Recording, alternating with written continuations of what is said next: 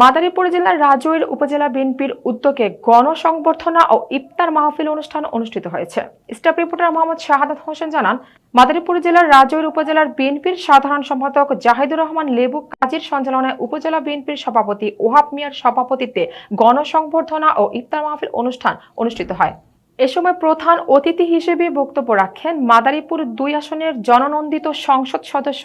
জাহানার আলী। বিশেষ অতিথি হিসেবে বক্তব্য রাখেন জেলা বিএনপির আহ্বায়ক অ্যাডভোকেট জাফর আলী মিয়া, উপজেলা বিএনপির সাংগঠনিক সম্পাদক সাবেক কমিশনার মহাসিন ফকির, রাজৈর পৌর বিএনপির সভাপতি বাদশা মীর, সাধারণ সম্পাদক জাহাঙ্গীর হোসেন খান, উপজেলা সাবেক ছাত্রদলের সভাপতি আবুল হোসেন খান। এ সময় অন্যান্যদের মধ্যে উপস্থিত ছিলেন জেলা বিএনপির সদস্য আরিফ হোসেন হাওলাদার, ইসিপুর ইউনিয়ন পরিষদের চেয়ারম্যান বীর মুক্তিযোদ্ধা মোশাররফ হোসেন মোল্লা, বদরপাশা ইউনিয়ন পরিষদের চেয়ারম্যান ফারুক হোসেন, আমগ্রাম ইউনিয়ন পরিষদের চেয়ারম্যান সুভাষ সরকার, পাইকপাড়া ইউনিয়ন পরিষদের চেয়ারম্যান শাহজাহান মোল্লা, হোসেনপুর ইউনিয়ন পরিষদের চেয়ারম্যান হাবিবুর রহমান হাবিব, হোসেনপুর ইউনিয়ন পরিষদের সাবেক চেয়ারম্যান মোফাজ্জল হোসেন চুন্নু, রাজৈর উপজেলা স্বেচ্ছাসেবক দলের সিনিয়র যুগ্ম আহ্বায়ক মিরাজ কাজী, রাজৈর উপজেলা কৃষক দলের আহ্বায়ক জাকির হোসেন হাওলাদার,